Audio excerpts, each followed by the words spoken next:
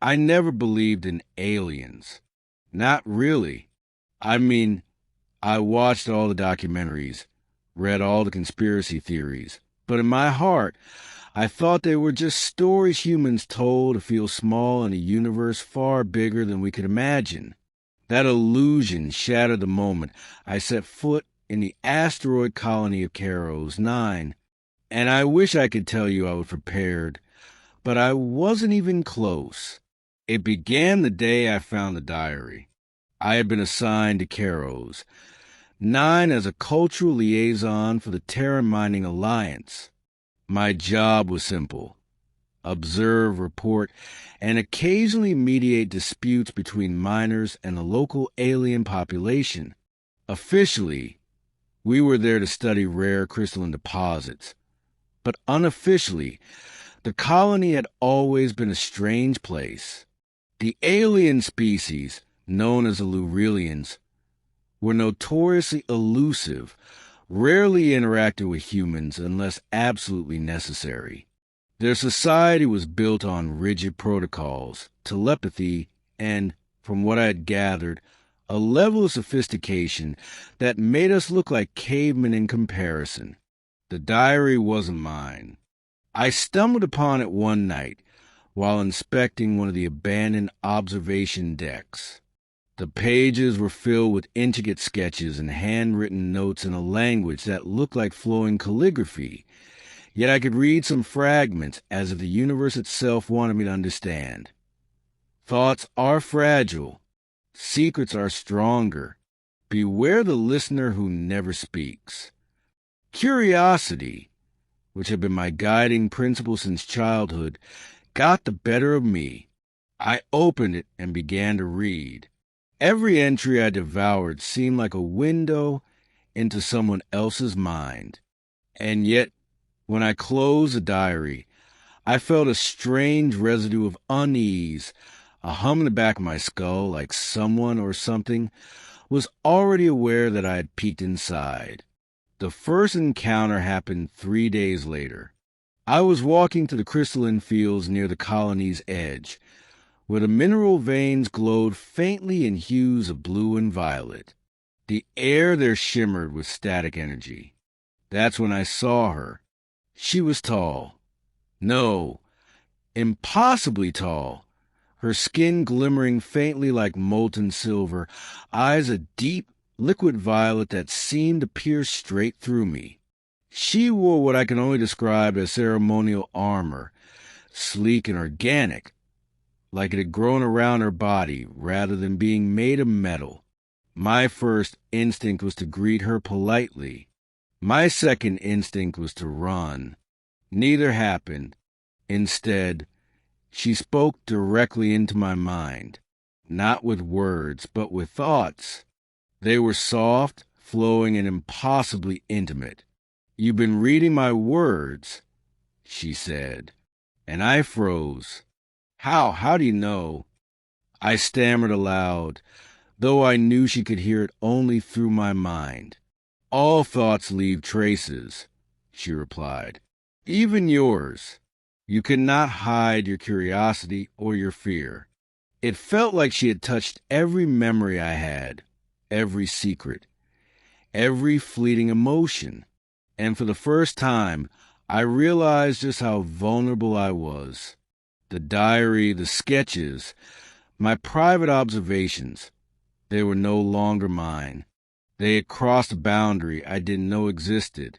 Over the next week, I tried to avoid her. I wandered the colony under the guise of work, hoping she would leave me alone. But it was useless. She appeared when I least expected it, sometimes silently observing from the crystal ridges, other times waiting at the corridors of the habitation domes. And always she knew. She didn't speak with words often. Instead, she shared visions, flashes of the Lurelian world, their history, their fears. I learned that her name was Althira, princess of the Keros lineage, the last of her kind capable of unrestricted thought reading.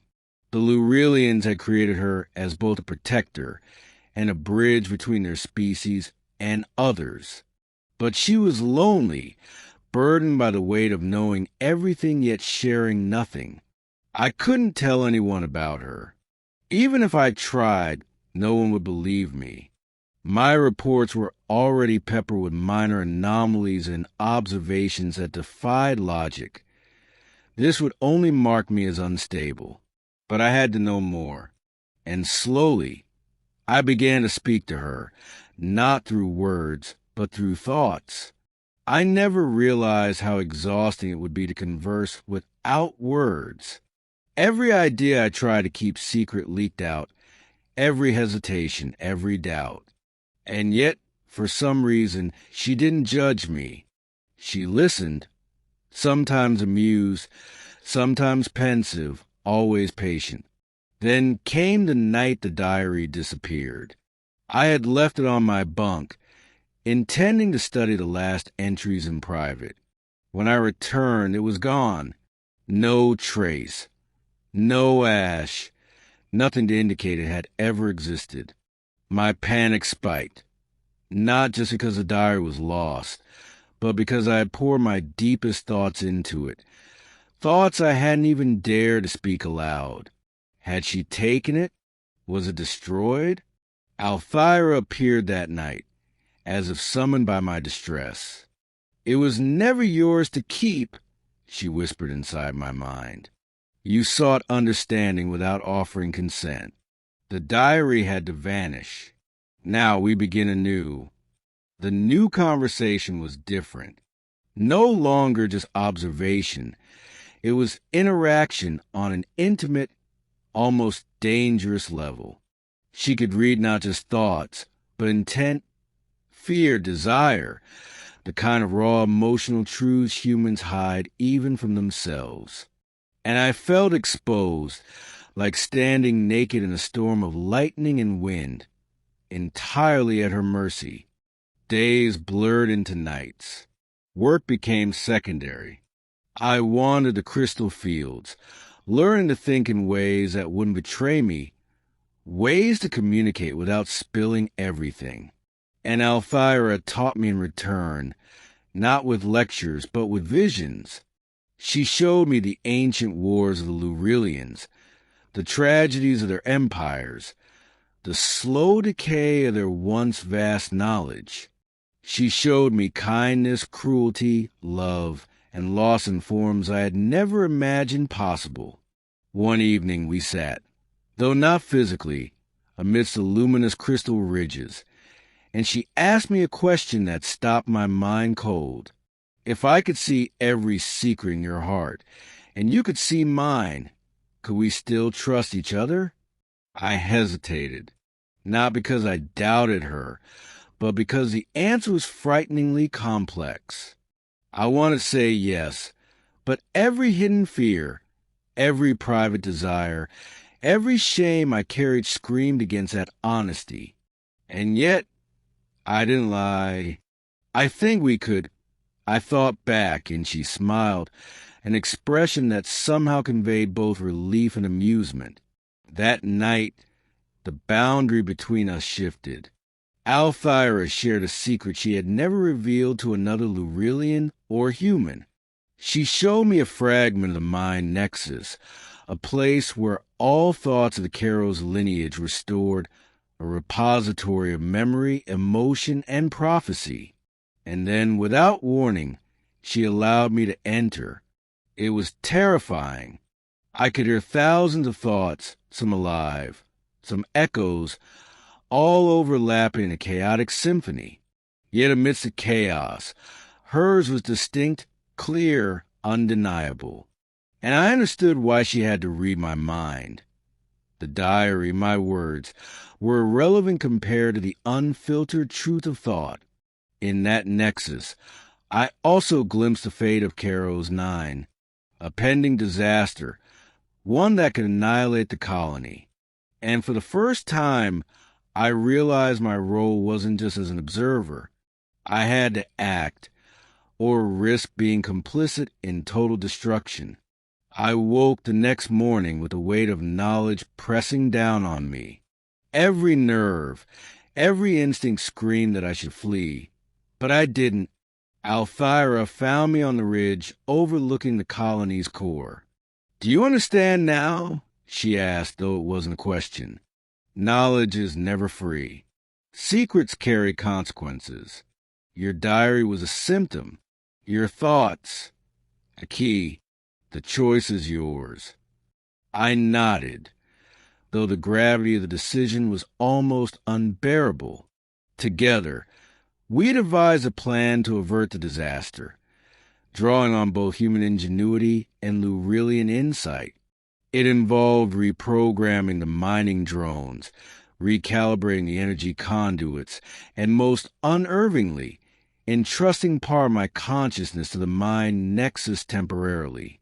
The process was excruciating.